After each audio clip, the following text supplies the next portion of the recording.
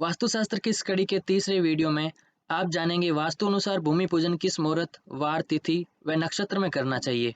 यह वीडियो देखने के बाद आप 100% स्वयं मुहूर्त निकालना सीख जाएंगे। साथ ही इस वीडियो में आपको ऐसे अबूझ मुहूर्त के बारे में बताया जाएगा जिससे आपको ज्योतिष के पास जाने की आवश्यकता नहीं रहेगी और आप स्वयं घर बैठे अपना मुहूर्त निकाल पाएंगे।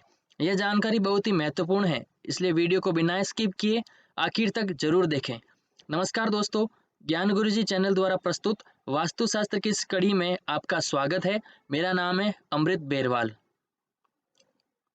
वीडियो को शुरू करने से पहले यदि आपने हमारा पिछला वीडियो अभी तक नहीं देखा है तो ऊपर आई बटन पर क्लिक करके वह वीडियो देख सकते हैं, जिसमें आप यह जान पाएंगे कि भवन निर्माण की प्रक्रिया का पहला चरण भूमि चयन से शुरू होता है। जमीन खरीदने से पहले यह जान लेना अति आवश्यक है कि किस प्रकार की भूमि खरीदनी चाहिए। अब आइए शुरू करते हैं।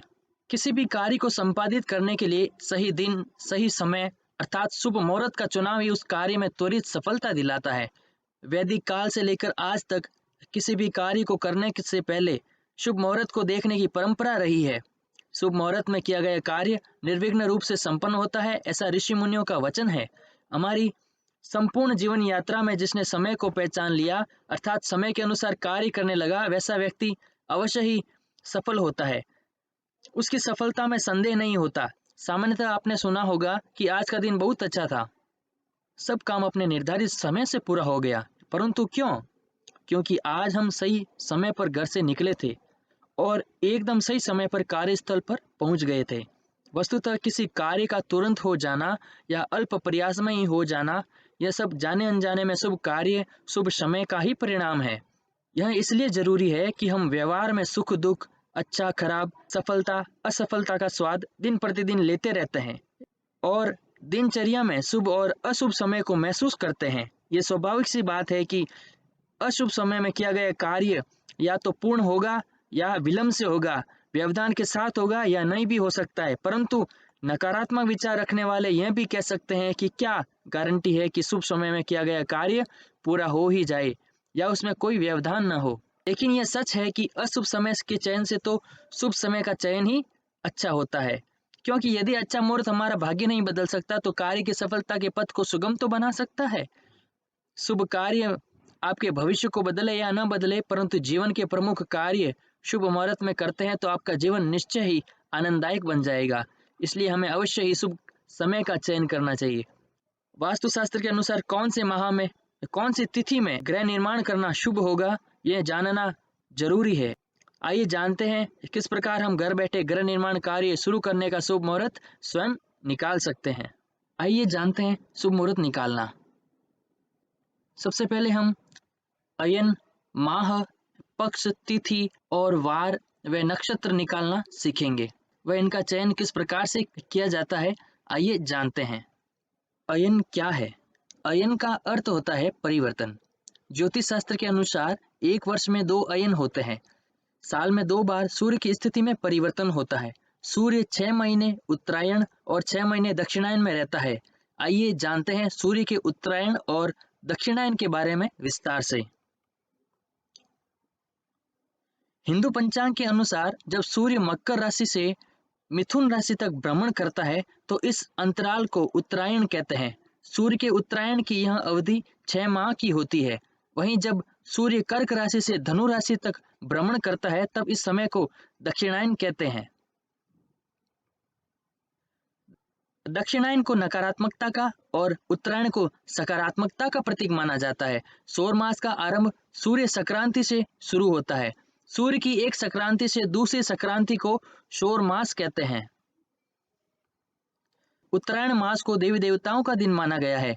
उत्तरायण के 6 महीने के दौरान नए कार्य जैसे गृह प्रवेश, यज्ञ, व्रत, अनुष्ठान, विवाह, मुंडन आदि जैसे कार्य करना शुभ माना गया है।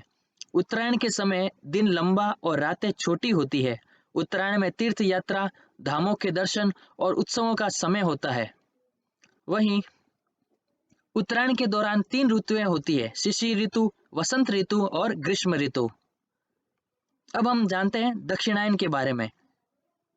मान्यताओं के अनुसार दक्षिणायन का काल देवी देवताओं के रात्रि का समय माना गया है। दक्षिणायन के समय में रातें लंबी हो जाती हैं और दिन छोटे होने लगते हैं।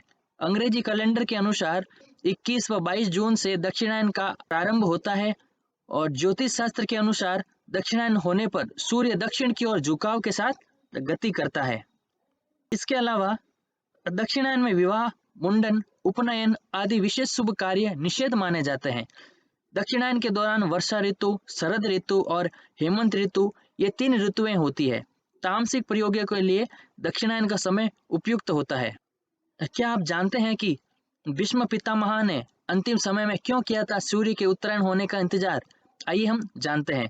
महाभारत में बाणों की सैया पर लेटे भीष्म पितामह ने अपने शरीर का परित्याग करने हेतु सूर्य के उत्तरायण होने का इंतजार किया और उत्तरायण होने के बाद अपने प्राण त्यागे थे। भगवान श्री कृष्ण ने भी उत्तरायण का महत्व बताते हुए गीता में कहा है कि जब सूर्य देव उत्तरायण में होते हैं और पृथ्वी प्रकाशमय रहती है तो इस प्रकाश में शरीर का परित्याग करने से व्यक्ति का पुनर्जन्म नहीं होता। ऐसे लोग ब्रह्मा को प्राप्त होते हैं। इसके विपरीत सूर्य दक्षिणायन में होने पर पृथ्वी अंधकार में होती है और इस अंधकार में शरीर का त्याग करने पर पुनर्जन्म लेना पड़ता है। अब आइए जानते हैं कि हम कैसे पता करें कि सूर्य उत्तरायण में है या दक्षिणायन में।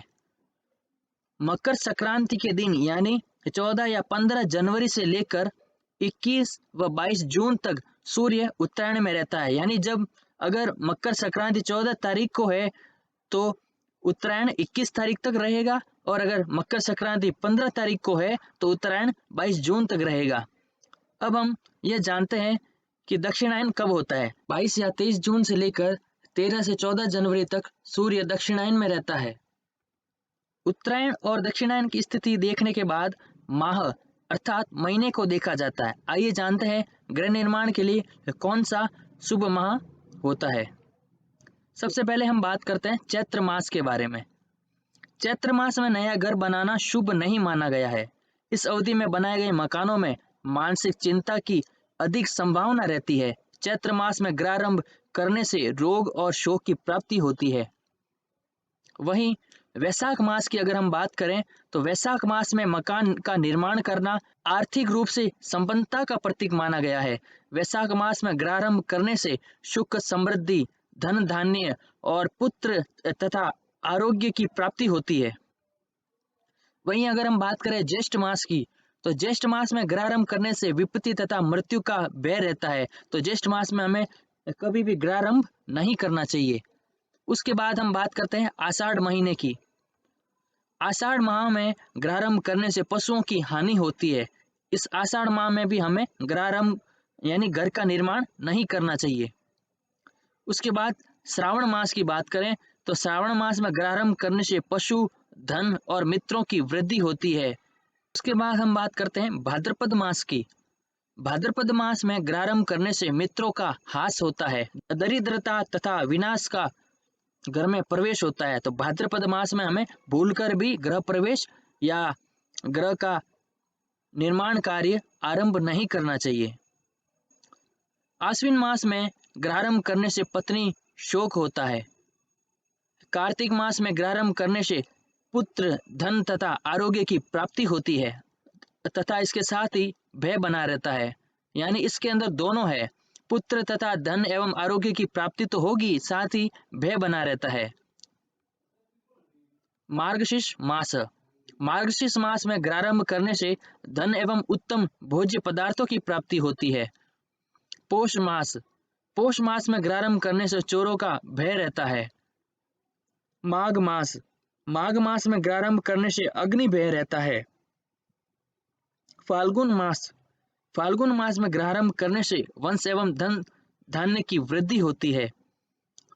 संक्षेप में कहें तो वैशाख मास, फाल्गुन मास और श्रावण मास में घर का निर्माण किया गया सर्वोत्तम रहता है। यानी आप वैशाख मास में, फाल्गुन मास में और श्रावण मास में घर का निर्माण कार्य शुरू कर सकते हैं।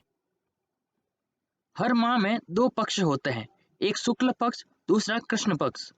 शुक्ल पक्ष में गृहारंभ करने से सुख एवं समृद्धि की प्राप्ति होती है। वहीं कृष्ण पक्ष में गृहारंभ करने से चोरों का भय रहता है। माह का चयन करने के बाद हम तिथि का चयन करेंगे। आइए जानते हैं।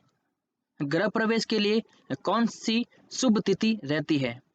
प्रतिपदा यानी एकम, इस दिन शुरू किया गया कार्य दरिद्रता देने वाला होता है। द्वितीया तथा तृतीया ये दोनों तिथि शुभ फल देने वाली है। वहीं चतुर्थी यानी चौथ यह धननाशक है। वहीं पंचमी, षष्ठी और सप्तमी, इस दिन ये तीनों तिथियां शुभ फल देने वाली है। अष्टमी की अगर हम बात करें तो यह उच्चाटन करने वाली है। नवमी यानी नम, यह शस्त्र भय देने वाली है। दशमी, एकादशी, द्वादशी तथा त्रयोदशी यह शुभ फल देने वाली है। चतुर्दशी को पुत्र व स्त्री का नाश होता है। वहीं पूर्णिमा के दिन यह शुभ फल देने वाली है और अमावस्या के दिन राजभय देने वाली है। यानी द्वितीया, तृतीया, पंचमी, षष्ठी तथा सप्तमी, साथ ही दसवीं, एकादशी, द्वादशी तथा त्रयोदशी व पूर्णिमा के दिन आप घर का निर्माण कार्य शुरू करें। तिथि का चयन करने के बाद हम शुभ वार का चयन करेंगे। आइए जानते हैं। सोमवार के दिन किया गया कार्य कल्याणकारी होता है। बुधवार को धनदायक माना गया है। गुरुवार को बल बुद्धिदायक माना गया है। शुक्रवार को सुख संपदा कारक माना गया है। वहीं शनिवार को कष्ट विनाशक माना गया है। इनमें बुधवार, गुरुवार और शुक्रवार को सर्वश्रेष्ठ माना गया है। रविवार और मंगलवार को ग्रहारंभ करने से अनिष्ट की संभावना रहती है। वार का चयन करने के बाद हम नक्षत्र का चयन करते हैं। शुभ नक्षत्र का चयन आइए जानते हैं। हमारे आकाश मंडल में स्थित कुछ खास तारों के समूह को नक्षत्र कहा जाता है। नक्षत्र कुल 27 प्रकार के होते हैं। ज्योतिष शास्त्र में नक्षत्रों का बहुत महत्व होता है। आपको बता दें कि चंद्रमा इन 27 नक्षत्रों में एक एक करके गोचर करता है, यानी भ्रमण करता है। और चंद्रमा जिस दिन जिस नक्षत्र में भ्रमण करता है उस दिन वही नक्षत्र होता है। जैसे बच्चे के जन्म के वक्त चंद्रमा जिस नक्षत्र में होता है उसी के आधार पर बच्चे का नाम रखा जाता है तथा उसकी राशि तय की जाती है। आइए हम जानते हैं किस नक्षत्र में गृह निर्माण कार्य आरंभ करें। पराशर मुनि के अनुसार चित्रा, शतभिषा, स्वाति, हस्त, पुष्य, रोहिणी, रेवती, उत्तरा फाल्गुनी, धनिष्ठा, उत्तराषाढ़ा, उत्तरा भाद्रपद, मर्गशीर्ष और अनुराधा नक्षत्रों में ग्रहारंभ करना श्रेष्ठ बताया गया है। यह सब निकालने के बाद आप शिलान्यास का कार्य शुरू कर सकते हैं। इन सब के अलावा ज्योतिष शास्त्र में नवग्रहों की स्थिति, मल मास, अधिक मास, शुक्र और गुरु अस्त, अशुभ योग, भद्रा, शुभ लग्न, शुभ योग तथा राहु काल आदि का भी ध्यान रखा जाता है।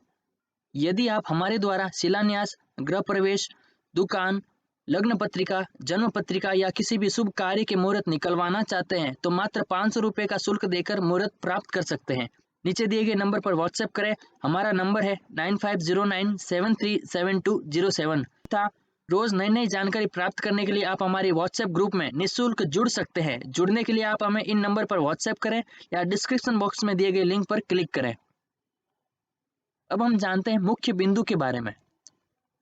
अगर घर की कोई महिला सदस्य गर्भावस्था के आखिरी कुछ माह में हो या घर का कोई सदस्य गंभीर रूप से बीमार हो तो खुदाई का कार्य शुरू नहीं करना चाहिए। अब हम जानते हैं अबूझ मुहूर्त के बारे में। अबूझ मुहूर्त क्या है? यदि आप चाहें तो अबूझ मुहूर्त का उपयोग भी गृह निर्माण के लिए कर सकते हैं। गृह निर्माण के लिए अबूझ मुहूर्त का नाम सप्तसकार योग मुहूर्त है। यह योग श्रावण मास में शुक्ल पक्ष में सप्तमी तिथि को शुक्रवार को सिंह लग्न में स्वाति नक्षत्र में तथा शुभ योग को बनता है। इसमें सातों स एक साथ आते हैं। इस योग में नींव का मुहूर्त लगाने से उस भवन की कीर्ति युगों युगों तक रहती है। उसमें वास करने वाले सुखी व पुत्र पौत्रों सहित यश वृद्धि को संपन्न होते हैं। वे पारिवारिक सदस्यों का बौद्धिक, मानसिक व सामाजिक विकास होता है। इसे सप्तसकार योग मुहूर्त के नाम से जाना जाता है। आज के इस वीडियो को यहीं समाप्त करते हैं। अगले वीडियो में आप जानेंगे कि नींव का खुदाई का कार्य किस दिशा से शुरू करना चाहिए। आशा है वीडियो आपको अच्छा लगा होगा। अच्छा लगा हो तो लाइक करें, साथ ही चैनल को सब्सक्राइब करें और पास में आए घंटी के आइकन को दबाएं, जिससे आगे आने वाली वीडियो का नोटिफिकेशन आपको मिल सके। साथ ही दोस्तों, वीडियो को बनाने में बहुत मेहनत लगी है। यह वीडियो आपको कैसा लगा नीचे कमेंट करना न भूलें। Thanks for watching. मिलते हैं अगले वीडियो में।